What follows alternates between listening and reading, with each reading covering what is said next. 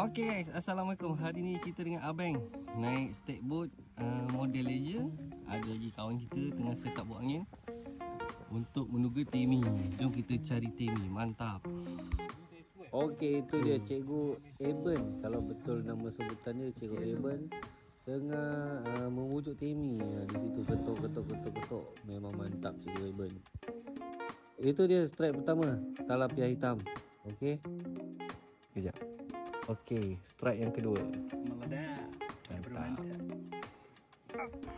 Mantap Cikgu Abang. Meledak di top water bosku. Lama.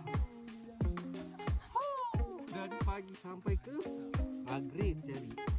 Okey, strike akhirnya Temi berukuran lebih kurang 58 cm. Meledak. Mantap.